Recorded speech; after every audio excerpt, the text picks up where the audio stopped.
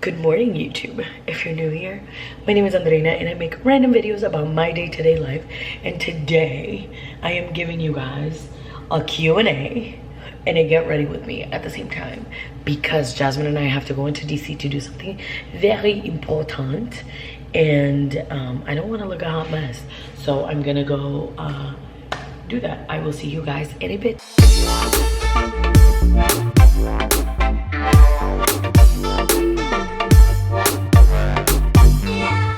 Okay, so like I told you guys, I have to get ready to go do some stuff and run around.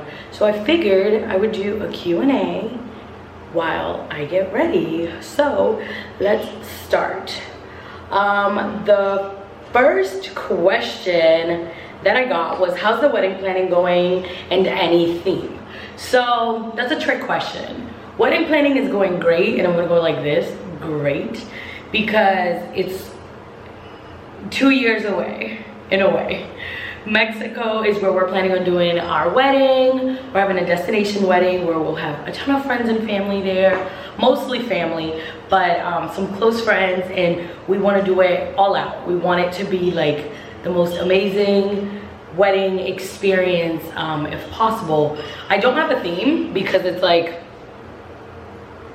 a tropical environment, so I don't really have a theme. I do know that like we want our colors to be more on the lighter side. We don't want any like harsh colors since it's gonna be like tropical weather. The next question was one that was a little bit intense. So it was, did you ever suspect that you were adopted? No. Right? No, I never suspected I was adopted. But I don't know, like something was weird growing up. But no, I didn't suspect I was adopted. When I found out I was adopted though, a lot of things made sense. Like things clicked right away, right? Like I had this project in school that asked us to like check our parents' blood types and all those things, and my parents' blood type didn't like give what my blood type was, and I just chalked it up to the fact that like my mom and my dad didn't know their actual blood type, and I just like went on about my day. But in my brain, like I wasn't like, oh my god, this means I'm adopted. Like I didn't, like that's not where I was thinking. So I did not suspect it. Now looking back, I kind of see that there were signs there and I should have known, and things were said that I should have known I was adopted. But no, and I feel like I'm grateful in a way that I found out I was adopted when I was, because I was older and I think I was able to handle it better, and I go like this better because I still lost my crap and had a really rough time with it. But I think if I would have found out when I was younger, like when I was in high school or right around when I joined the military, like I would have never came home. I would have never like gone back home. So yeah, let me do my hair and I'll be back to answer some more questions. Hold on.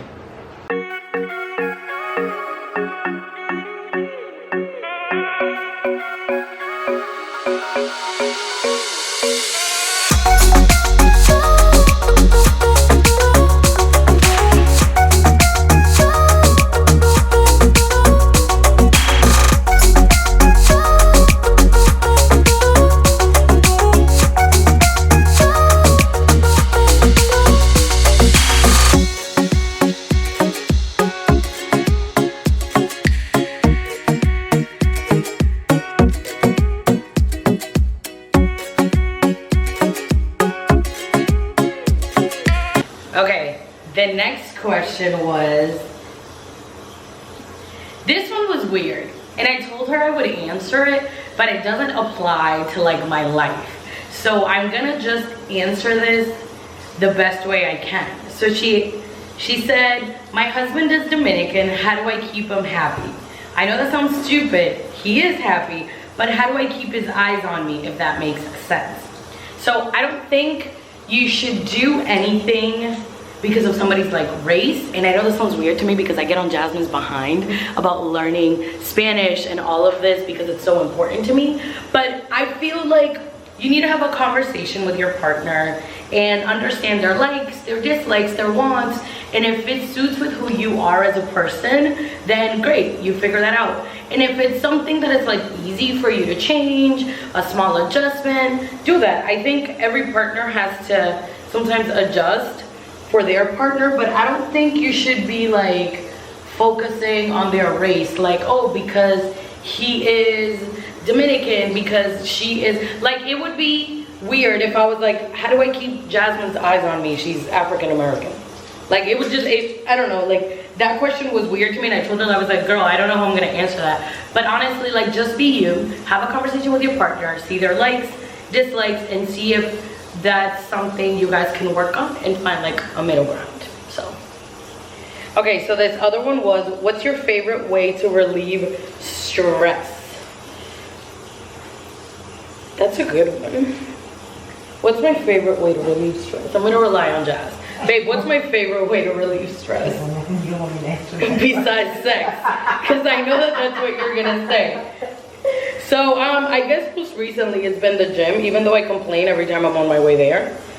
Literally I complain like on the way to the gym, walking into the gym as I'm drinking my, what is it called? Pre-workout. I complain every step of the way, and then when I start working out, I'm like, oh, this isn't so bad. Besides sex, because this is an adult channel, I would say honestly working out, nature for me is really big. I love nature, I love being outside. I mean, I know in the winters it gets a little harder because of the weather where I live, but I don't know, just find something that like makes your brain relax and then go from there. The next one was, what's your favorite meal? I'm Dominican, so I'm gonna say mango and tres golpe, but then like my American favorite meal, I'm a steak and potatoes girl. Like, put a steak and mashed potatoes in front of me and broccoli, like that's it, you have my heart. I'm very basic. But then if it's anything outside of that, Korean barbecue all day, every day. Jasmine introduced me to it, and any moment I am sad, I just look at her with puppy eyes, and I expect for us to pull up to a honey pig. Lately that hasn't been working, so I don't know what I'm gonna have to do for her to buy me Korean barbecue. So let me do more hair and then I'll be back for more questions.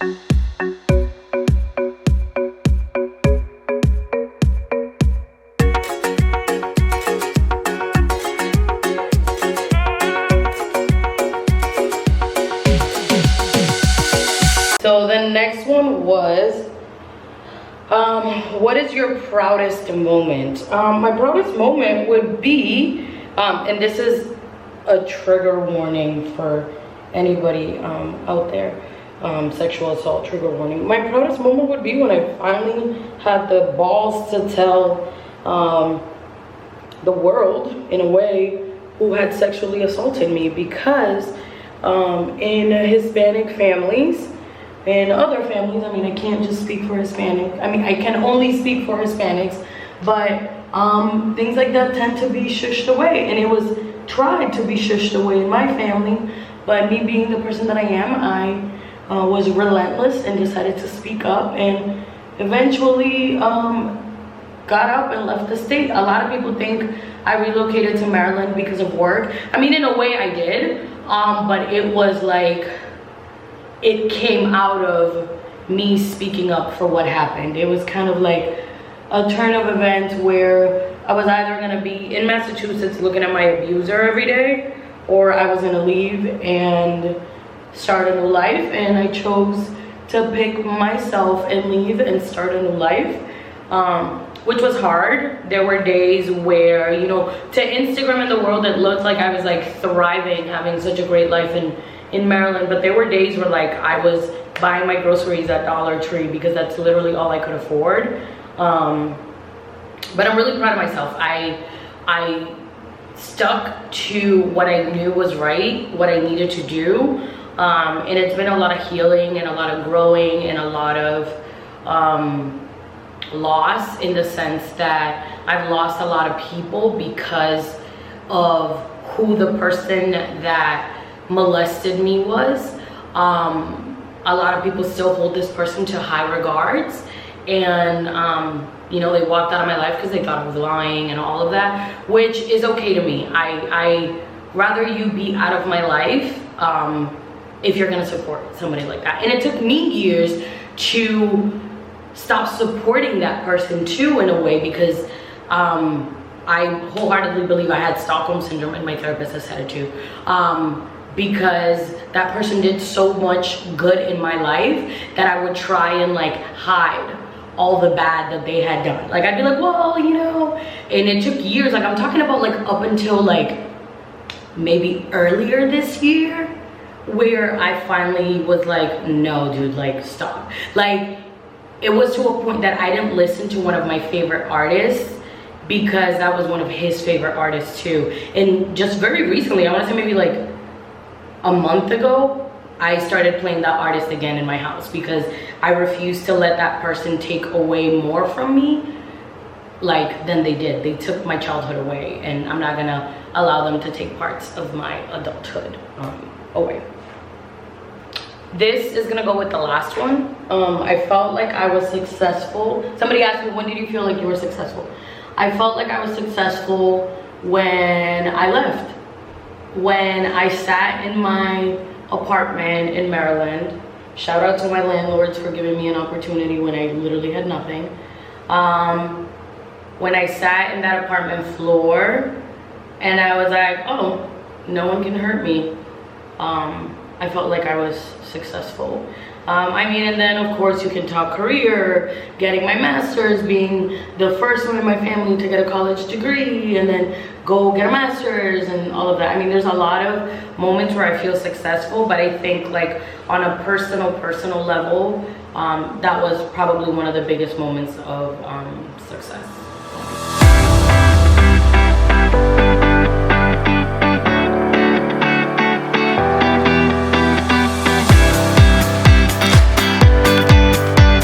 Okay, this next question was, what are some new habits you have?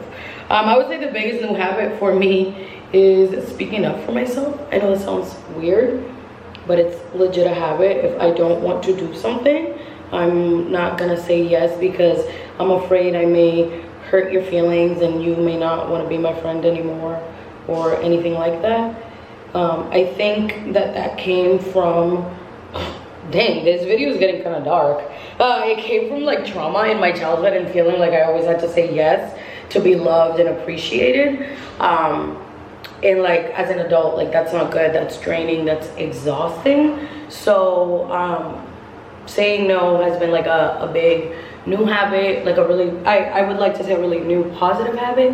And then going to the gym. I mean, like I've always gone to the gym. If you knew me growing up, you knew that I was super active and loved to do like outdoor stuff, and I was just athletic in general. But I feel like now I just have a different relationship with the gym. And yeah, there's trauma behind it, but like now I just go to the gym a couple times a week, and that's a habit that makes me really happy. I don't set unrealistic goals for myself, like go to the gym every day and run for an hour. Like no, I'm just gonna go, and what I do is what I do, and it's better than nothing. I feel like we have to be realistic with ourselves and be gentle. Obviously if you have like a goal, a competition, something you're training for, obviously please focus on that. But that is for me. And with that too, this goes kind of like with the next question that the person asked me. They said, what are your goals for this year? I mean, the year's kind of almost over, but one of my biggest goals is to be consistent with the gym, which I have been. Then obviously there are like financial goals. We were saving to buy a house, but we obviously, as you guys saw in the last video, are having a big shift. We're just going to continue to like save and just continue like paying stuff off. I have student loans, obviously, like majority of the American population. So I don't think I was recording this whole time. Hold on. So I don't know where that last one ended, but I'm gonna go with what are your goals for this year is obviously continue going to the gym, continue being active, and reassessing my whole financial situation. We're downsizing, we're getting a 1-bedroom apartment. We're going from a 2-bedroom with a den apartment to a 1-bedroom because we have some major goals, and this is one of the sacrifices we need to make. Because I'm sorry, I'm not paying $4 grand for rent anywhere. Ain't nobody got time for that. And yeah, so reassess my whole financial situation and come up with some new goals.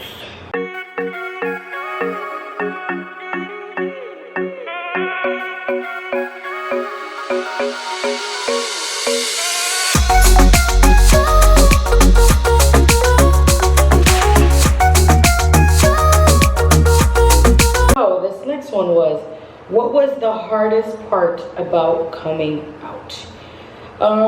The absolute hardest part that always pops into my head first when people ask me this is losing my mom. I have an extremely close relationship with my mom, and my mom grew up very old school, Dominican, closed-minded, just not understanding that the world was more than what she knew. So I was really afraid. So there's like a caveat to my coming out story, right? If you know me in high school, you know I dated girls when I was in high school, but obviously I hid it from my parents. Somehow it ended up on it. So okay, let me go back. I was dating this girl in high school, and I had it on MySpace, and it had, like, you know, the lyrics falling down and all of that.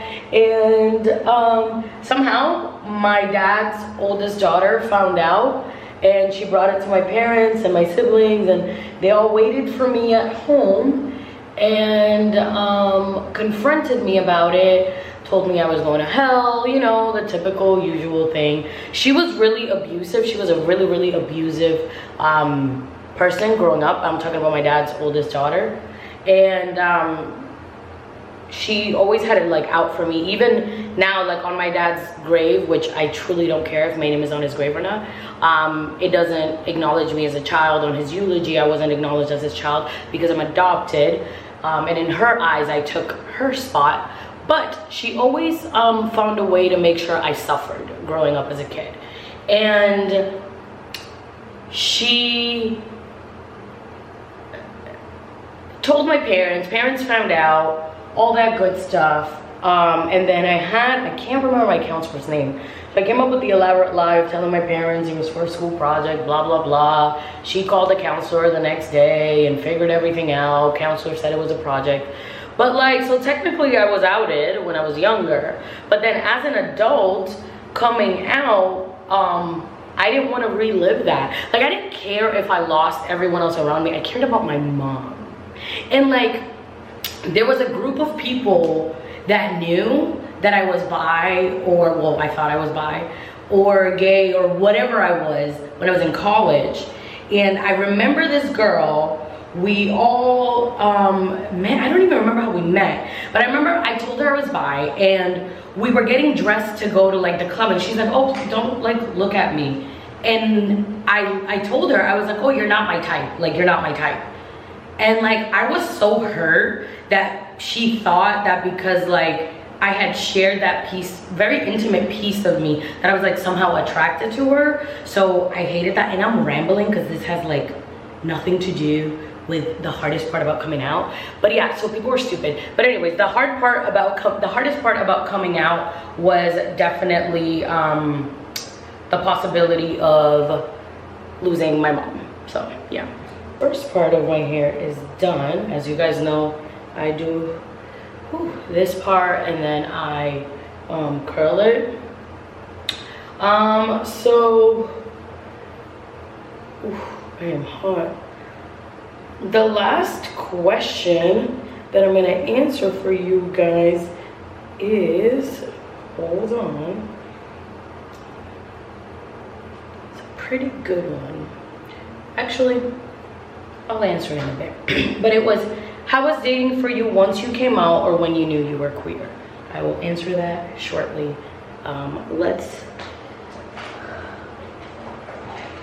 Let's get this stuff situated. So for some reason, my Dyson hair straightener doesn't fit in like my outlets. So I have to use a little thing. I don't know if I got a defective one when I got it, but like this legit doesn't fit in my outlets. So I have to use an extension cord, and then I am good to go. I used this when I was in Massachusetts, so this might be dead. Oh no, it's not dead. So let's let it charge, and I will see you guys in a second because I'm gonna change and put actual clothes on. Hold on. Actually, I lied to you. I'm gonna do like a really light makeup situation. So let's just go ahead and do it now while the hair straightener warms up, because it's already warm. Well, I'll let it sit for a second. Because I just don't want to look wild today. So lately, when I am doing a very like light makeup day, I've started doing my concealer with my fingers. I don't know why, I don't know what it is, but it makes me feel like it just looks better overall.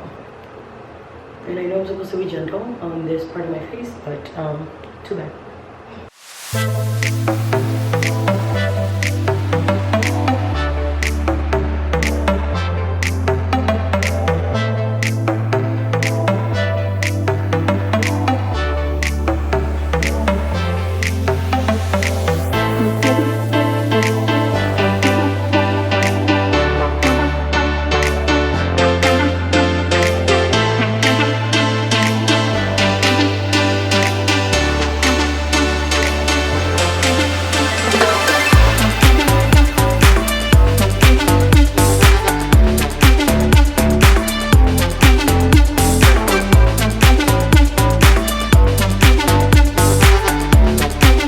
Okay, I'm back. Hi guys. I'm practically done getting dressed. I'll show you guys my outfit in a second. But when we're about to head out.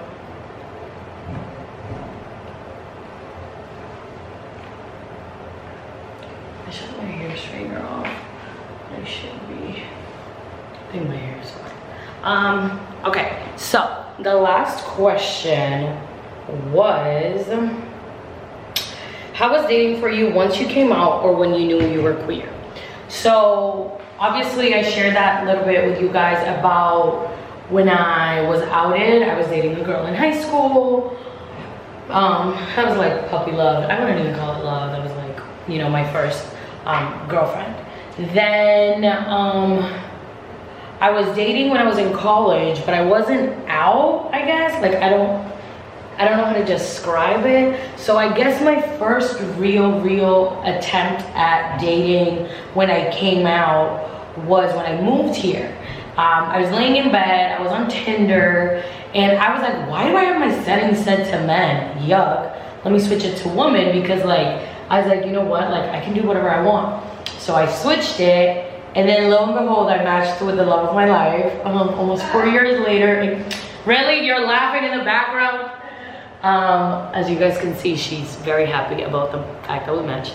I matched with her, and then we started dating, and we broke up for a little bit. I feel like some people know this, some people don't. Jazz and I broke up for a little bit. I was moving overseas and stuff, and we thought our lives were going in completely different paths. But the universe and everything else made it work, so I stayed home, and we were able to just have our relationship continue thriving. But while we weren't together, I didn't want to be with anybody else but her, and she didn't want to be with anybody else but me. We spent a Christmas without being together, and she was drunk and sad at her mom's, and it was hilarious because she's the one that left me. But anyways, I don't know, I feel like I didn't have a bad experience when it came to dating, because I started intentionally dating and then met the love of my life. So I feel like I was really lucky. I know a lot of people probably aren't that lucky, but I feel like date carefully and just date with intention, and your person's out there. Everybody's soulmate is out there, and just have fun and be safe. Ew, I sound like a mom. I'm like, have fun and be safe. Okay, but anyways, that was it. Those were all the questions that either I got or I felt comfortable-ish answering. I really appreciate you guys taking the time and asking me questions. That means a lot to me. It makes me feel good, so I really appreciate it. I am going to finish everything I have to do, and I'm gonna show you guys my outfit in 1 second, so hold on. Okay guys, so this is what I am wearing. Ew, I look like I'm going to work, but I'm not going to work. Just wearing like a white flowy top that I got from Boohoo. These pants, black like work pants, I got them at Marshall's. And then I'm just wearing my white Hermes sandals and just a little bag, keeping it super simple. I'm probably gonna throw some sunglasses on because I see that the sun came out, so I'll probably just throw some sunnies on and call it a day. Yeah. All right guys, but that is it. That is all I have for you today and for this video. I hope you guys enjoyed getting to know me a little bit better, more on a personal level. If you guys enjoyed these videos, please give these videos a thumbs up. Leave some suggestions in the comment box down below if you want to see more stuff like this.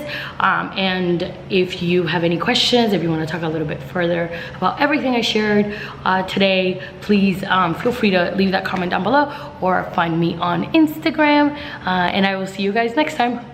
Adios.